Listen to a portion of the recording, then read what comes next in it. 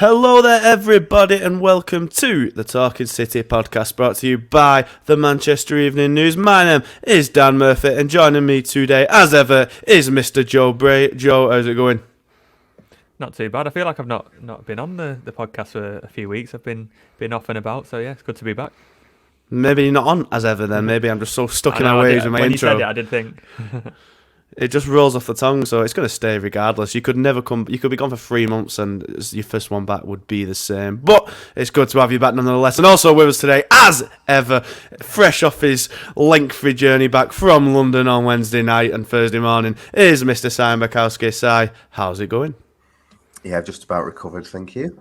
Good stuff, good stuff. Well, let's get straight into it because there's certainly a lot to talk about, and it all stems from one match on Wednesday night, of course, when Manchester City overcame fellow title challengers Arsenal in a brilliant match down at the Emirates. 3-1 City won, goals from Kevin De Bruyne, Jack Grealish and Erling Haaland. Si, as I've just alluded to, you was there. It was one hell of an atmosphere at the Emirates, an absolute bear pit, the loudest I think I've ever heard it.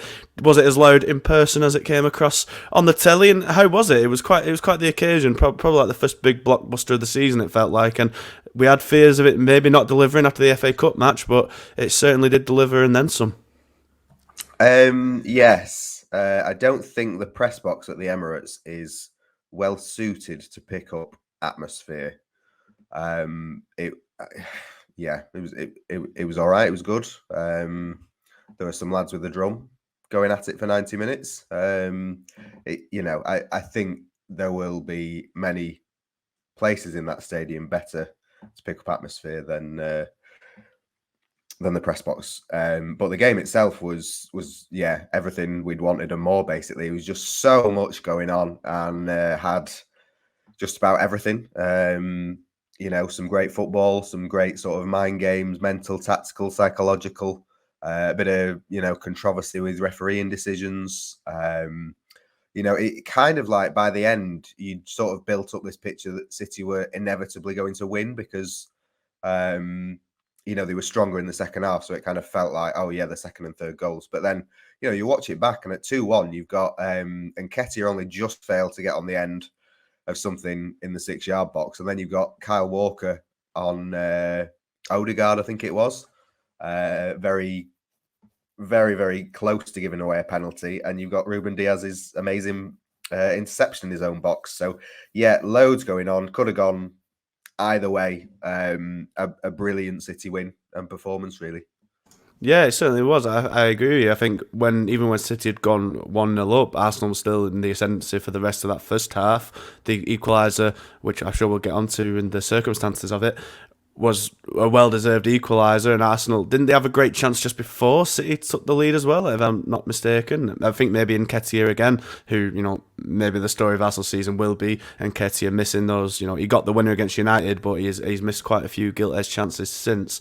And Joe, as I say, it was, as you don't want to go to the cliche game of two halves or anything, but it did feel a bit like that, or at least a game of two sections of City endeavouring, fighting, doing okay. He's taking the lead, great opportunism from De Bruyne to do that. But after the tactical change from Guardiola really taking the ascendancy, and it was another one from Guardiola. I think I've certainly been kind of preaching going back to the basics in recent weeks, and he said he's gone completely the opposite way in deploying Bernardo as an auxiliary left-back midfielder, attacking something or other, just all over the pitch. I'm surprised. I think me and Si were both surprised that he's done it here against Arsenal, because Saka, as you'd expect, had the runaround of him for quite a lot of the game. But when he changed that, put Ake at left back, as we expected to do from the start, and gave Bernardo an attacking berth completely, City really did take the ascendancy, and they just looked like they had the dog in them. The sharpness was back. The kind of the inevitableness did kind of feel come back once City went back to what they know best. Yeah, it was obviously City got a very good win and played very well, but the sort of tactical backstories to it was equally as interesting. And we should have known, shouldn't we, that Guardiola was going to go into a big game and pull some sort of surprise. And on the one hand, it wasn't a surprise that he played Bernardo at left back, because he did it against Aston Villa, and Bernardo did very well there. He wasn't sort of an out and out left back against Villa. He was more sort of patrolling that area to sort of protect the left back zone, if you like, when City had a back three. this time he was definitely, when City didn't have the ball, he was definitely a left back. So when he said the other week he had a midfielder in mind who can play at left back, I think we can pretty much safely assume that it is Bernardo, and he did okay. I think he's clearly a player who's got the tactical awareness and the discipline to do it, and it is a tough task to stop Bukayo Saka, and I think because Nathan Ake did it so well in the FA Cup, we just all assumed that Ake would do it in the league, but clearly I think it was a case of if it's not broken, don't fix it, because it worked so well against Aston Villa, this sort of back three with Bernardo on the left, and it carried on there. And yes, he had to change it, and yes, City got the win because they went to a back four. But I think playing an hour with that sort of back 3.5, if you like, with Bernardo there, I think really set the tone, because what that allows you to do is you can play Rodri and Kevin De Bruyne and Bernardo and Ilkay Gundogan all in the same team, and they're players who've been at this level for so long and they've played these big games, and having them all in the team, you can't really do that all the time unless you put maybe one as a false nine, and they're not going to do that this season.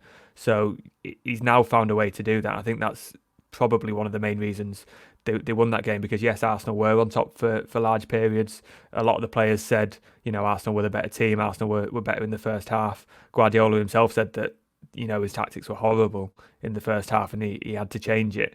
But then he stayed the same for 15 minutes and kept Bernardo at left back until he had to. And yeah, there was a bit of a debate of, do you take Bernardo off at half time because he's been booked? But Guardiola said he trusts Bernardo. He's got the intelligence to adapt his game, and it seemed like the tactic was, if you can't stop Saka, bring him down and then deal with it after you pick up the yellow card. But no, it was very interesting, that left back situation. And I've written a couple of times in pieces now that João Cancelo left because he couldn't get past Nathan Ake at left back. And in the 3 games since, Ake hasn't played left back once. He's played an 18-year-old. He's not played anyone, and then he's played Bernardo Silva. So, you just can't predict anything with Guardiola at the moment, can you?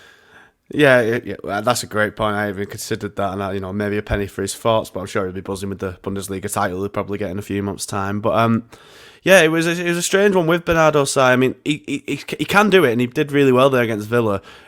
But City weren't exactly ever really on the back foot against Villa that much. And I think Alan McCoy's pointed out quite well in commentary that there was one point where Bernardo was playing everyone on side. I think he was like 3 yards behind the defensive line. And it's just the little things like that where when you're under the pressure a bit more, and he actually has to be in a more defensive position, because he definitely was basically in a back four at points in that match.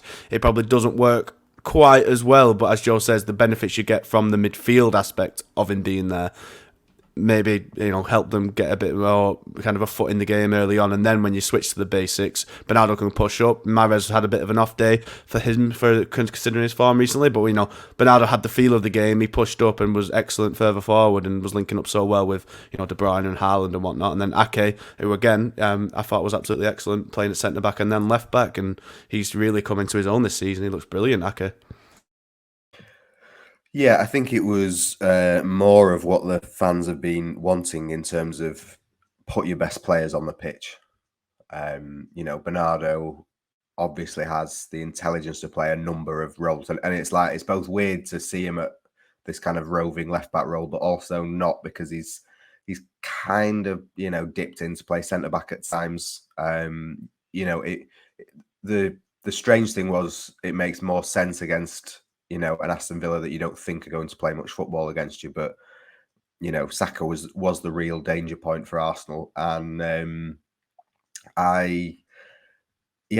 another day, maybe Bernardo gets booked for his second challenge on him and not his third or his fourth. And that creates more problems. But, City will turn around and say that they survived it. They survived it, and they survived it with their best players on the pitch, and Bernardo, Gundogan, De Bruyne, Rodri all kind of merited their position. Ake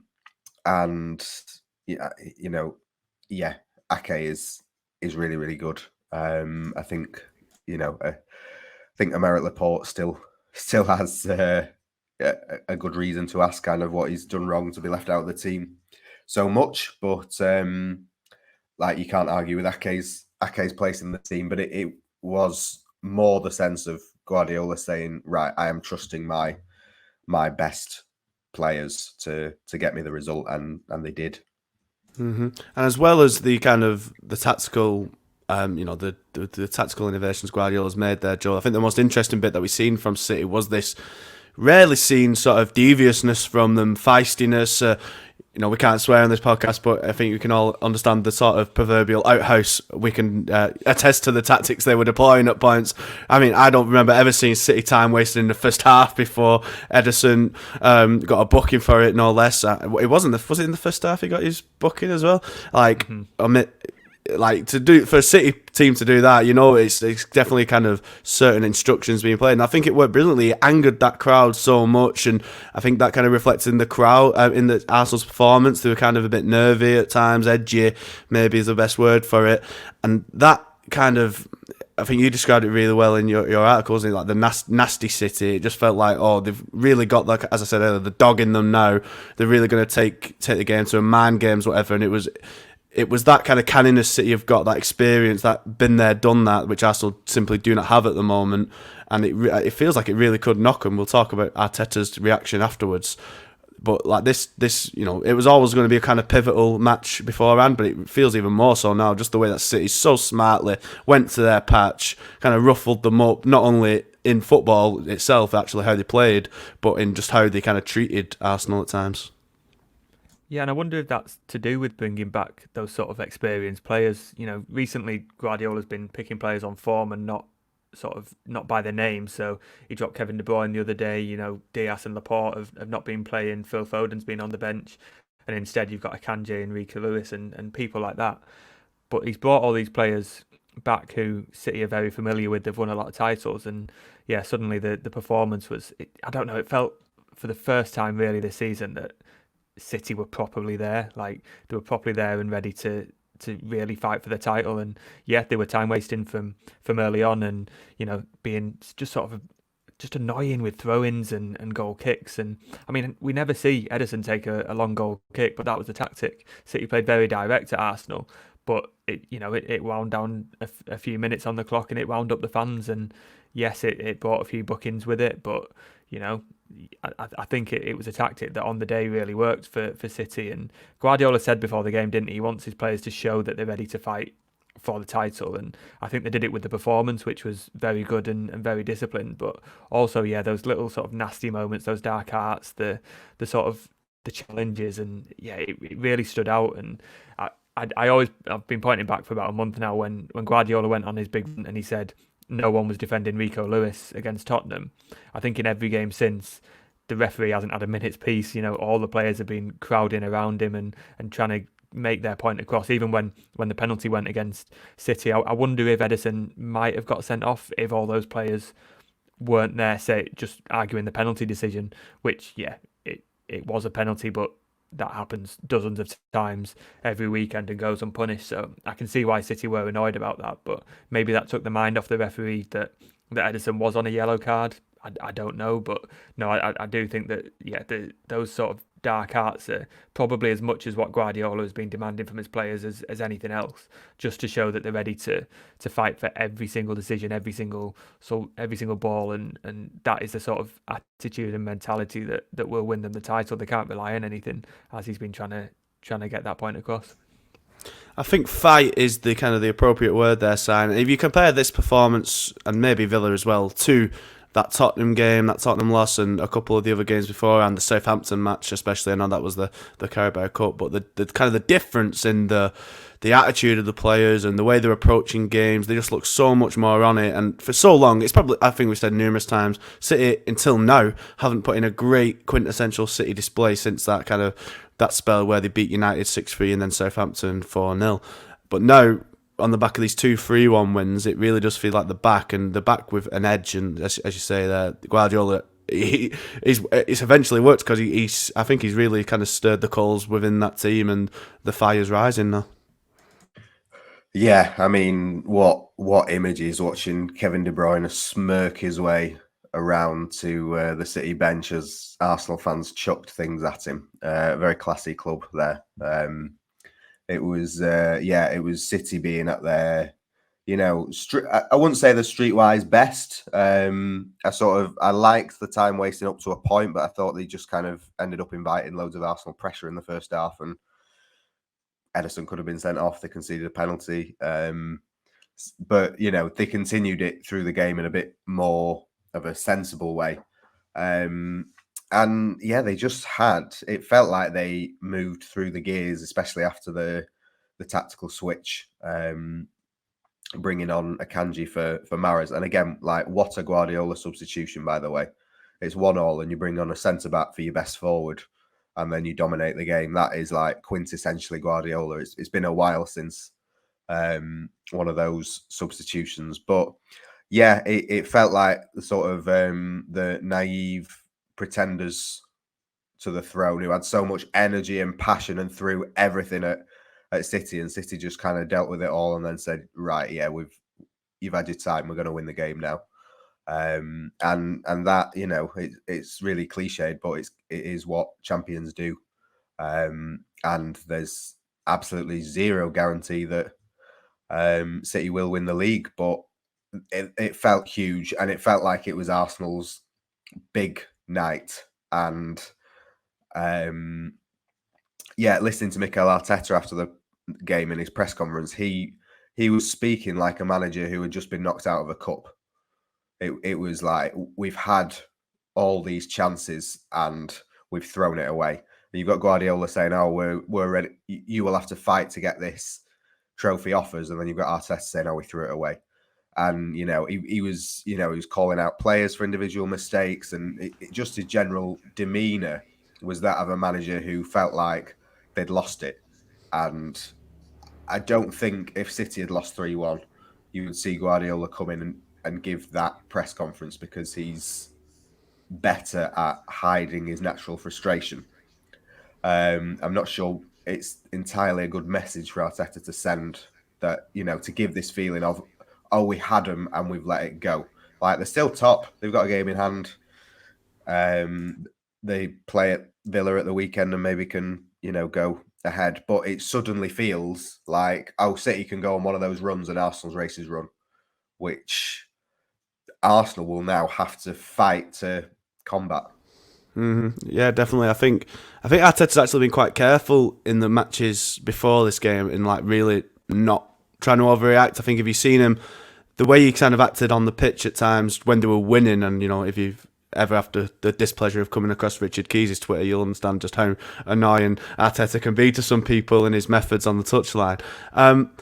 He's always been very hard on his sleeve throughout the season, but then after the kind of the City loss in the FA Cup and then the drop points in the league, he's really tried really hard, I think, to do that, to hide his frustrations and to keep the heads up and whatnot. Like, it's not the end of the world and whatever, but it felt, as you say, I think it was quite reflective of what's been happening with Arsenal in the reactions to the games, the last two games. It was like his dam finally broke. I think I mentioned it before after the Everton match during the Everton match when Arsenal started losing their heads and they were biting at Mopé.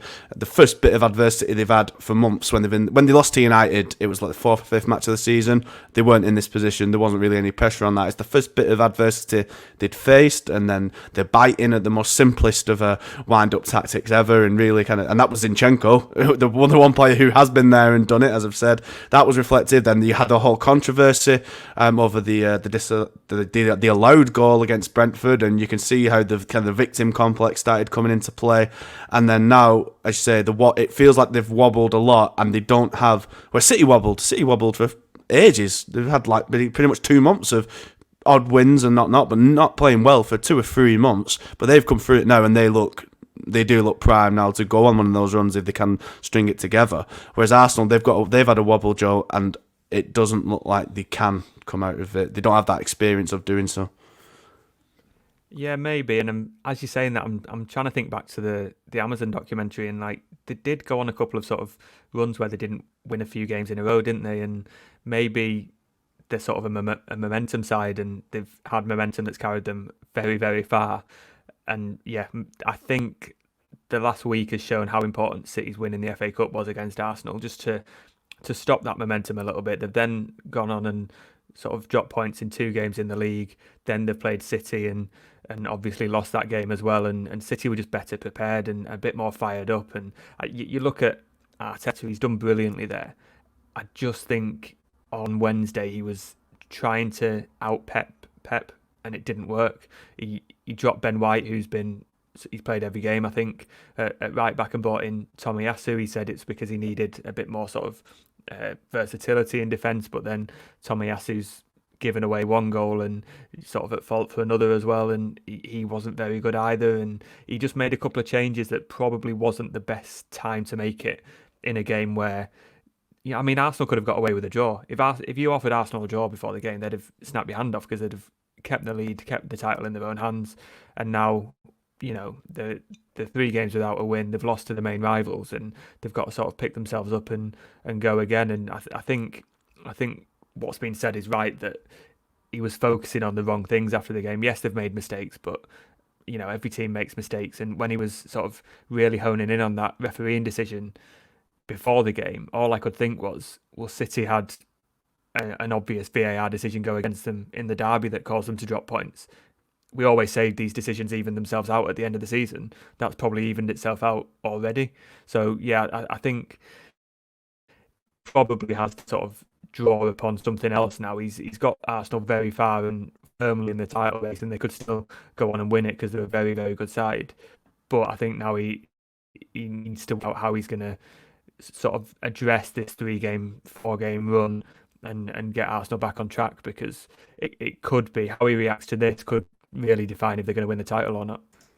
Well, we'll talk a bit more on the title race later on, but let's kind of go back to the game a little bit. And, in a statement display for City side, it was a real statement performance and contribution from Jack Grealish. I think we've been praising him in recent weeks. Him and Mahrez were probably the 2 players still kind of being a shining light in the few dark matches and days when City weren't performing. They were still doing pretty good stuff, and even if the teammates weren't on hand to kind of help them turn it into goals and points, but he puts in another really gutsy display, hard working performance. We've commented a lot recently on how well he's been doing coming back and whatnot, but he's made the telling contribution here when he finished off an absolutely excellent move, a sweeping passing move across the Arsenal goal mouth, and he gets a bit fortunate with that Tomiyasu deflection, but he gets the crucial goal, and a goal he thoroughly enjoyed, one he deserved, and he's becoming, I think, as Joel's pointed out in an article this week, he's becoming a player who delivers in the big matches and in the important moments. Yeah, I think he's been probably with Mahrez, City's the best 2 City players since the World Cup, and we've spoken a lot about the troubles particularly City have had with getting players up to form after the World Cup. Not a lot has been said about the fact that Grealish went to the World Cup, didn't play that much, but has had 0 problems with getting straight back into it. Had a bit of went on holiday after the World Cup, but that was his Home Alone tour in New York, wasn't it? But didn't get up to any trouble. Just got straight back to work and has worked his way into being one of the first names on the team sheet. And for a long time, Grealish has kind of done okay, but even though he's not going to be a 20-goal, 20-assist a season man, he's kind of not. Well, he's not got the assists or goals to merit continued inclusion in the team. When you've got Foden scoring hat tricks and Mahrez scoring and whatever, there comes a point where it's difficult to say, well, he keeps the ball really well. But he's doing exactly what he needs to do, and he's making the difference in big moments. And that is where you get your wider acclaim from when people say, oh, well, he scored the winner against Arsenal or anything like that. So yeah, I mean, you won't find anyone at City who is, not over the moon that Grealish is getting this recognition now, because he's so popular within the squad, within the club, and yeah, fully deserves every bit of praise coming his way. Absolutely, Joe. It's goals against Arsenal, United, even though that game didn't pan out well, and Chelsea as well, I believe. He's scoring against big teams now, and he might not be a great scorer of goals, as Si says, but he's a scorer of greatly important goals. To Yeah, it was the assist against Chelsea, thing. wasn't it? In the That's the one. In the league where he came on and he changed the game, and I think he's adding that sort of decisiveness to his game now. We've seen so long that he'll get the ball and the fans are screaming for him to just attack and run with it or have a shot, and he'll just pause and put his foot on the ball and find a blue shirt, which has its merits, but you know that Jack Grealish can do more with it, and he's started to do that now. And I think it was quite telling. I mean, his interview after the game, as ever, was brilliant and honest, and so much better than any other interview we always hear, because he actually tells you something interesting. He doesn't give anything away negative, but he's engaging and interesting. And one of the things he said was he knew Gundogan was gonna pass to him. I don't think anyone on the pitch knew that Gundogan was gonna pass to him, because the shot was on and Gundogan was facing the other way. But if he is now fully in tune with what Guardiola wants, what his teammates want, we've heard a number of players speak about how much they value Grealish now after that game in particular, and how delighted they are that he's got that goal as well. I think that he is now, it's clicked now for him. It's taken a while. There's been a bit of patience with him, but I think he is now.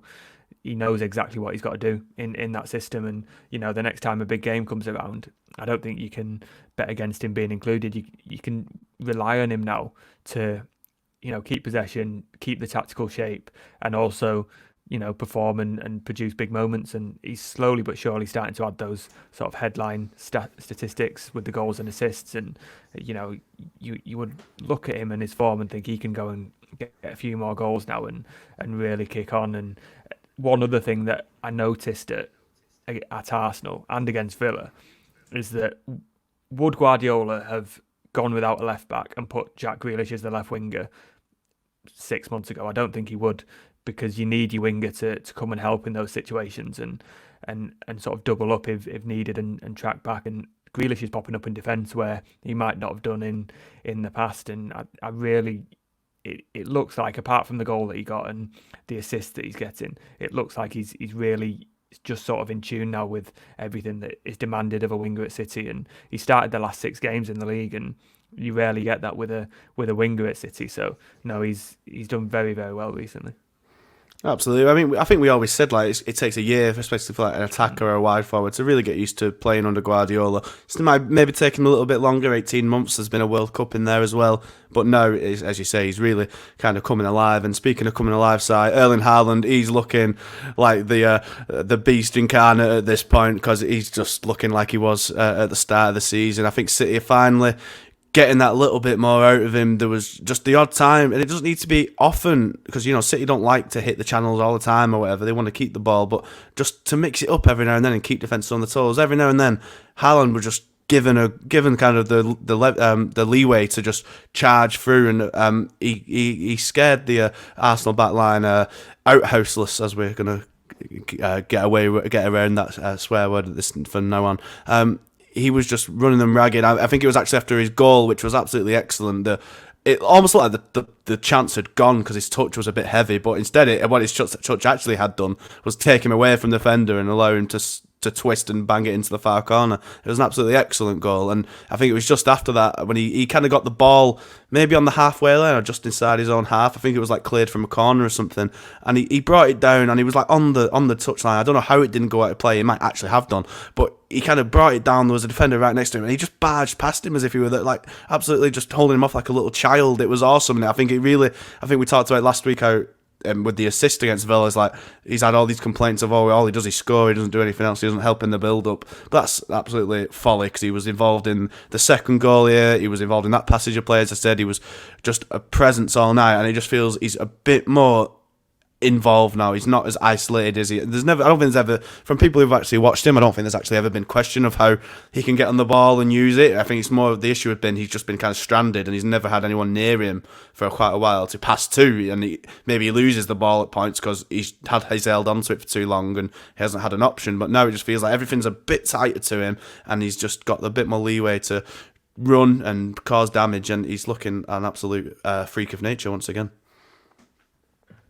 Yeah, it's quite stunning that it's not yet 2 weeks since they lost to Tottenham, and everything was all about how they couldn't find him and he wasn't at the right club, and all those problems, and now he suddenly all is well again.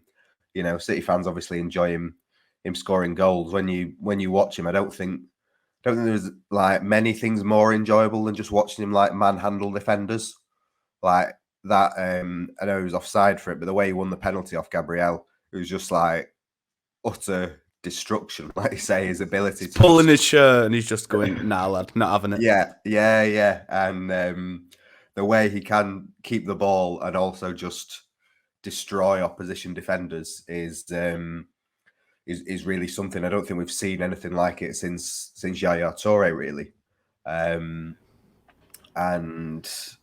yeah, I mean, I thought it was interesting afterwards that Guardiola said, "We've said to him, that's how we have to play with you. We have to do that." Because they did look a lot better as a team, trying to find him. And again, I think that goes back to putting your best players on the pitch. De Bruyne has not really been in form, and not many players have. But you would still back De Bruyne more often than not to play a ball through for Haaland than you would anyone else. So yeah, he's looked alive in recent weeks, but more just very, very frustrated at nobody finding him. Whereas he got plenty more enjoyment out of Arsenal. And the thing is, like, he scores goals even when he doesn't play well. So 32 already, 26 in the league is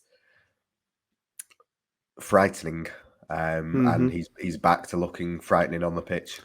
Absolutely, I think he's got 15 games to score 9 goals and break the record for a single season. I don't think there's much hope of Alan Shearer and Andy Cole keeping their record there. But Joey, I mean, he's so frighteningly fast as well. I think that was something I didn't quite realise before. Like the way he closes down space, and like defender thinks he's got time to kind of leisurely pass it back, and he's just eating space like an absolute monster. He's almost like, ever have them dreams when you can't like run fast, and you're like running through treacle. He's like the creature that is chasing you in those dreams. He's just an absolute predator. The way he eats up space, honestly, it's almost, you kind of get anxiety watching it. Think, Jesus, if I was on that pitch, he'd be a past me before I'd even started running. And he's just been brilliant. I think, as we say, like the City, it's not like City can't keep possession and just get the ball to him faster. I think he's been so risk adverse, Guardiola. Well, he was the last few months, that kind of became too cautious and wasn't adventurous enough, and it also became very stagnant and slow. There were bits of play in that City where they were keeping the ball, but they were just moving it so much quicker, getting around teams and getting up that pitch quicker. And Haaland just looks much more just alive and active, and when he knows passes are coming quicker, he's always on the run, he's always intelligent and moving into space, but he just seems much more like he can be eager, he can make those runs himself quicker because he knows the ball's coming quicker. Well, there's a reason he's got so many goals, and that's because he is always alive. Like, how many goals has he got in the box where he's got space in a penalty area where there's probably about 20 other players there? It's because he's always alive and always looking and anticipating. And yes, there are a lot of balls that don't get played through to him. And he said that his interview with Alan Shearer was very, very interesting. And he said he does get frustrated with players not playing those balls through, and he's always making the runs. And especially like if you're there in the ground, you can see those runs he's making, and it'll be off camera for the TV. But he's always sort of on the shoulder of those defenders. You would just hate to defend against him because he's always making the run. And if he does get the ball, as we've discussed, he's going to bulldoze you over and probably have a shot on goal. And it's not anything new. But when he isn't involved, and when I say he's not involved, it's because he's not getting the balls. When that happens, then those obvious sort of tiring debates come back of is he right for the team? He's a player who's always looking. And I think the Arsenal game suited him because the defensive line was a bit higher up. He had a bit more space to run. Gabriel and Saliba are good defenders, but he looked like he really relished that. I think in that interview he called himself a psychopath for liking knocks and challenges and stuff. And you can't really argue with him because he looks like that player who really, really relishes it. And I also think that, yes, Kevin De Bruyne has got a lot of assists finding Haaland, but he seems to play better when Ilkay Gundogan plays as well in that sort of attacking midfield role. because Gundogan, he just has that knack for finding where the striker wants to be, and it was Gundogan's ball who turned and found De Bruyne in the box, probably knowing that the ball would then come across for Haaland as well, and Gundogan was next to Haaland when he squared it across to Grealish. And I'll need to look into the numbers. I'm not sure what numbers I would look for, but when Haaland scores and Gundogan's on the pitch, Gundogan often seems to be involved in some way. So yeah, it's again having all those players, having Gundogan, De Bruyne, Rodri, and Bernardo on the pitch seems to make City better. And we've been saying that, play your form players because they're the ones who are playing well, but suddenly City have played all the experienced, the best players, and they're starting to look more like themselves. So what does that tell us? Exactly. Well, I think I think early on in the season we earmarked the Gundogan and Haaland kind of partnership as quite an interesting one. Didn't he assist him maybe in the West Ham game or the third game of the whichever game wasn't Bournemouth at home rings a bell. Oh, did he set up Gundogan actually? Yeah, that might have been. Was it the other way around? It's like they've had, like, they seem like they were developing quite a good understanding early on, and maybe it's something that hasn't quite been left to develop as much in the last few months, but hopefully we see a bit more of it going forward. It could be quite interesting. But yeah, it wasn't just the kind of the goal scorers. Ruben Diaz is coming now for his first two starts, and City, I think, they've conceded in each game. A penalty, and which was a penalty. It was an annoying one because, as you say, you rarely see him given, but I don't think you could argue it too much. And then a consolation, but when Diaz wasn't actually on the pitch, but they look so much more secure, and he's got that leadership quality, Diaz, doesn't he? He might not be the best on the ball or even the actual best defender in terms of maybe his positioning and stuff, but it's just that Vincent Kompany-esque kind of heroic, that block, as you mentioned earlier. He's the one doing the tackles and the celebrating blocks and whatnot. He's kind of almost like the spirit of the team, and I think City benefit massively from him starting in the heart of defence. Yeah, I think the Kompany comparison is a good one. Vincent Kompany was never really a Pep Guardiola defender in the way that John Stones is or Aymeric Laporte is. He tried to pass out from the back, but he was always more comfortable putting it into Rosette. And I mean, Diaz is a lot more accomplished on the ball than Kompany, but still, compared to his teammates, he's not got that. But what he has got is those old-fashioned qualities of absolutely loving defending, loving making tackles, loving making interceptions, loving getting a clean sheet, loving not giving opponents a sniff at goal. And that enthusiasm and sort of just passion rubs off on the whole defence. I think Guardiola said it, City have missed his leadership, and it really shows on nights like Arsenal where you need to keep your heads, that you have composed figures at the back who are making sure that the message coming out is positive and organised and calm. And that is what Diaz brings you. He's got the authority that his teammates respect him and follow him. And on top of that, he is a brilliant defender. That interception in the box was incredible, really, because anyone who saw it coming was thinking penalty, penalty, penalty. And it takes something exceptional to avoid giving a penalty away when you take a risk like that. But fair play to him for doing it. And yeah, I mean, you talk about Guardiola not taking many risks. It felt like City were willing to risk a bit more at Arsenal, and they got the rewards for it. Yeah, absolutely, and big rewards they are. I mean, it would be a miss of us, Joe, if we didn't end just talking about De Bruyne's amazing goal. He was helped out massively by Tomiyasu, but that finish, the quality of it, almost the cheek to attempt it. I think most players would have kind of brought the ball down, tried to get a bit closer and maybe go more one-on-one with Ramsdale, but he just lofted it over. It was almost out of nowhere, just absolute eagle-eye precision to get it into the net. A fantastic goal. Yeah, and I think Jack Grealish deserves a bit of credit as well for pressuring Tomiyasu as well. But yeah, when the ball comes to him, you sort of look and think, oh yeah, have a shot. Or if you're playing it on the PlayStation, you just loft it over the keeper. But it's not an easy finish at all, is it? It comes in just in the near post, and it's curling and lobbed. And yeah, it was brilliant, and it was what City needed, because they were sort of behind a little bit on on the day and at the time, and it was a goal against the run of play. They did quite well to sort of take advantage of that, and no, it was a fantastic bit of play, and then later on he pops up and he puts a very good ball across for Erling Haaland, and it's I think we've spoken about De Bruyne maybe not being at his very best, but I think he's got 13 assists in the league now. You'd back him to at the very least equal his own record, which he would argue he should have outright. And I think he's pushing. I've annoyingly forgot the stats off the top of my head, but I think he's pushing 20 assists for the season in all competitions. If he's going to be sort of providing that again, if the sort of rest against Tottenham has done him good and sort of given him a wake up call. I think Guardiola said, didn't he, that it was tactical that he wasn't there. De Bruyne won't add another body into the box, but if you want someone to put the ball in the box and capitalise on sort of those moments like the Tomiyasu back pass, there's no one else in the team that you would rather have in those positions. And yeah, it's nothing new to say that if Kevin De Bruyne is playing well, City are playing well, but that was the case on Wednesday.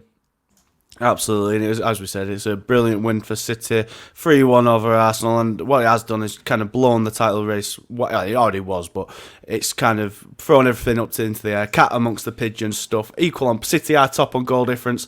Arsenal do have a game in hand, which I believe is against Everton, the team who first beat them just a few weeks ago. So that will be very interesting. But we're going to the weekend's fixtures now, and it's all very an intriguing setup. Arsenal actually play first in the weekend. They're first up against Aston Villa, which is set to be quite an intriguing one, given it's Unai Emery, former Arsenal manager with former Arsenal goalkeeper and outhouse prime Emi Martinez in between the sticks. So that could make for a very tasty one, and not an easy one by any stretch, despite Villa's kind of struggles in recent weeks. And the City themselves go to Nottingham Forest, which you would imagine would be far more comfortable. City beat them 6-0 earlier in the season, of course, but we kind of look at the fixtures side coming up, and it's quite an interesting one. Arsenal, you'd look at it and you'd think quite a comfortable run. After Villa, they have Leicester, who do look a bit better now James Maddison is back, but have had difficulties this year. Everton, as I mentioned, then they've got Bournemouth, a really good Fulham team in fairness, and then Crystal Palace. League games, only one midweek fixture, I believe, so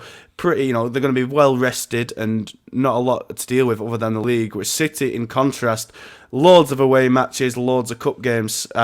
City now they've got Forest on Saturday, as I say, then they're away at Leipzig in the Champions League, away at Bournemouth in the league, away at Bristol City in the FA Cup, before they're back at home against Newcastle, and then away again at Crystal Palace. There's a lot of football for City to play, and it's not, they were ahead, the title is now in their hands, but it's by no means easy, just given the amount of games City have got compared to Arsenal. Yeah, City, you've got the kind of away run that either makes or breaks teams, I think. It's a lot of travel, it's a lot of, even just like, it's a lot of time for the squad to spend together. City in particular, Guardiola kind of know the benefits of just all saying, right, let's have a few days off. I think after the loss at Spurs, they were in the Monday for sort of recovery, and then they took Tuesday and Wednesday off, which is by no means unusual. They're just like, yeah, you all need your time away from us. Imagine Guardiola being 100% with you every day of the week. It'd be really tough. But that's what they're going to have more of now with being away. But by beating Arsenal, they've put the pressure firmly on Arsenal now. In the past, it's been like, oh, can City close the gap? Can City close the gap? Well, there's no gap to be closed anymore. And like you say, a really intriguing matchup for Arsenal, where they've got to put all of that disappointment behind them and go to Aston Villa with a the manager has a point to prove. Some of the players have a point to prove. The team has a point to prove, really, because they've been much better, I think, away from home since Emery took over than they have at home. The last home game, they were booed off at half-time by some people when they were 3-2 down at Leicester. So, they need a reaction, and Arsenal have to be absolutely on it. It's a great chance for Arsenal to go back to the top of the table. But imagine if they don't. Imagine if City then at 3:00 or, ahead of their 3:00 game, get the news that, they've got the chance to open up a bit of a gap at the top of the table. That'll really affect both teams. So because of the drop Arsenal have had recently, we're now back in that sort of like City Liverpool 2019 mode where every result will be analysed to death. Absolutely. I mean, it's because every result matters, I think, Joe, and I don't know how long that will last. Obviously, when we had those epic kind of clashes between Liverpool and City, it lasted from basically January till the end of the season when they both went on remarkable winning runs.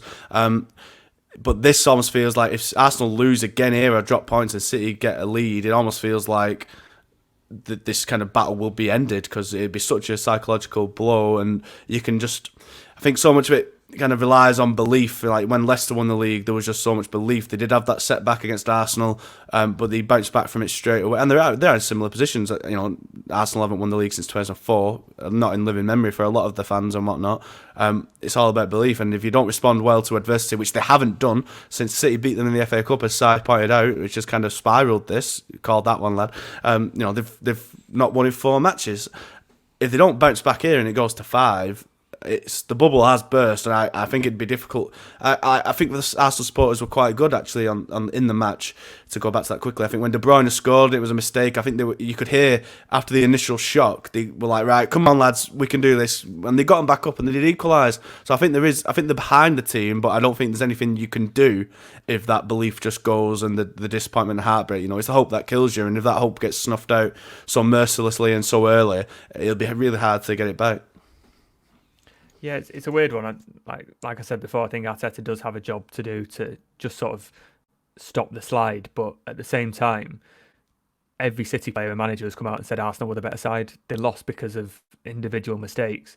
That feels quite easy on the surface to fix. You know, yes, they've had a bad run of results, but you know, I think that their fixtures coming up lends itself to sort of slowly getting themselves back to form. City have sort of Champions League distractions in the next couple of weeks. Arsenal don't have their Europa League last 16 for another few weeks, and you know, City have the FA Cup. I do think City's fixtures will allow them, given that there are some relegation teams, and I think they will have the chance to rotate and maybe put a stronger side out at Leipzig and maybe bring in some fringe players at Nottingham Forest and then at Bournemouth and Bristol City. I would look at those fixtures and see there's an opportunity to really rotate the squad. But I think it's far too early to say Arsenal will be out of the title race with one more result. They've still got that game in hand. You know, yes, it's Everton, but Everton looked pretty poor at Liverpool. Yeah, I really think it's far too early to discount anything that can happen. And that, you know, we're assuming that City are going to go on this run. They've been talking about going on this run for a few months. They're looking good in the last week, but this City side this season have a tendency to just not turn up for one game, or just everything goes against them in a game. Who knows when that next will happen? So now I don't think it's a case of Arsenal being dead and buried now. I think they will look at that game and think, right, you know, we've lost, but we can fix it. We've still got to go to City, where, you know, they've played City twice now. They know what they're about, and I hope as a neutral it will be like those City-Liverpool title races where it keeps twisting and turning and you think one's over and then suddenly the other team comes back, and that's what I would hope for. Is looking from the outside, City will hope it's straightforward and Arsenal fall away, but I just can't see that happening at all. Well, you sort of went straight in my mouth there. Like, as a neutral, I hope it's not the case. I hope, you know, I actually hope it's in contrast to those City and Liverpool matches where they were quite, while they were like dramatic and the quality was sensational, they were quite boring in the sense that it never actually, the advantage never changed, didn't it? Once City had the lead in the title, they never lost it because they just won every match, as did Liverpool. This, I hope, you know, City's kind of inconsistency at points and Arsenal now hitting a bit of a wobble. It could turn either way. They could be twists and turns. I hope that is the case. You know, as a neutral, as you say, we want a kind of a thrilling title race. We want there to be excitement. But from City's perspective, obviously they want it done and dusted early as possible. I think it's interesting what you say there about kind of the rotating team, Joe, because there is the debate. City have finally now kind of got a bit of a run together. It seems side like they've kind of settled on a more of the best team, and he's kind of found a system that's working and going back to basics. So do you take the risk in changing that? I know it's Forest and they beat them 6-0, but Forest doing all right and are pretty hard to beat at home. I think only United have beaten them at home for months. They've kind of got results against Chelsea, Liverpool, Spurs, a lot of big teams there. It's by no means an absolute pushover down in Nottingham. So does he kind of rotate here and risk upsetting the momentum they're finally starting to build a bit, or ahead, or does it then risk of perhaps fatigue and whatnot ahead of a massive Champions League tie against RB Leipzig midweek?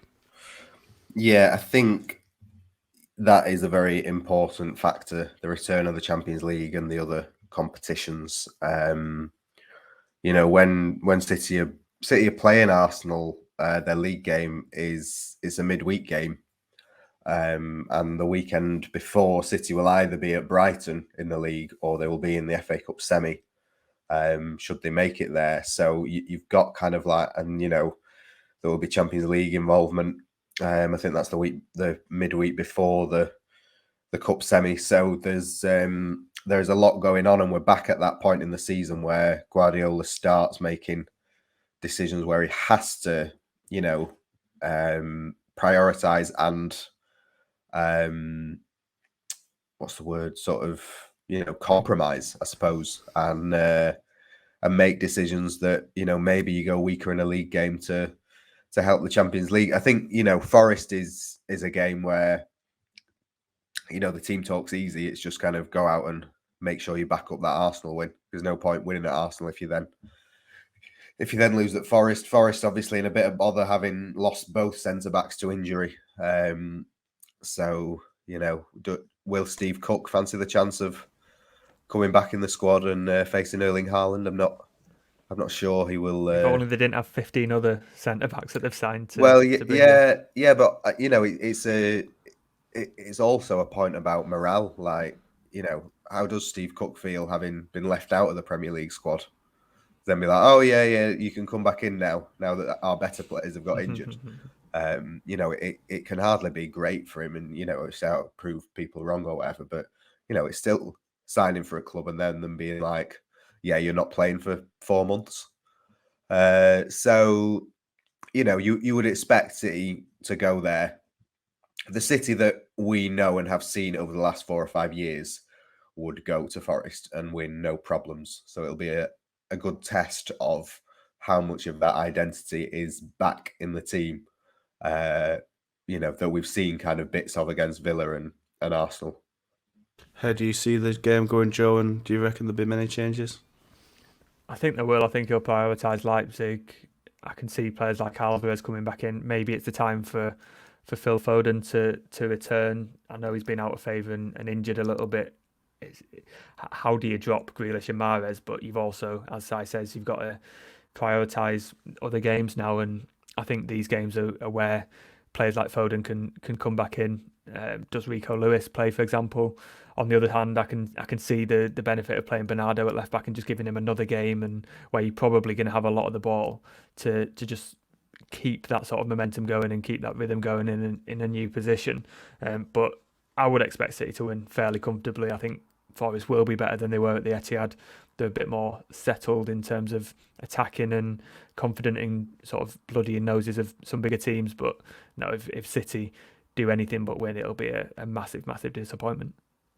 Well, it's certainly set to be an absolutely fascinating weekend again, as the season really does begin to hot up in the title race. Of course, if you want to keep up to date with all the latest news and expert analysis on City's match this weekend and the title race at large, you can go mosey on over to manchestereveningnewscouk/Manchester City. You can find all our articles and content over on Twitter at ManCityMAN, and our Facebook page, of course, as well, Manchester Evening News-Man City. And of course, if you want to watch this podcast in living colour, what a thing that would be, you can go over to our YouTube channel, which is Manchester Evening News-Man City as well. And ladies and gentlemen, that is the end of this episode of the Talking City podcast. Thank you all very much for listening, lending us your ears. We'll be back again early on next week to delve into that Forest match and all the fallout in the title race, and looking forward to the return of the Champions League, which is also set to be a really intriguing time. If this week's European action is anything to go by, it's certainly set to be an absolute banging one. So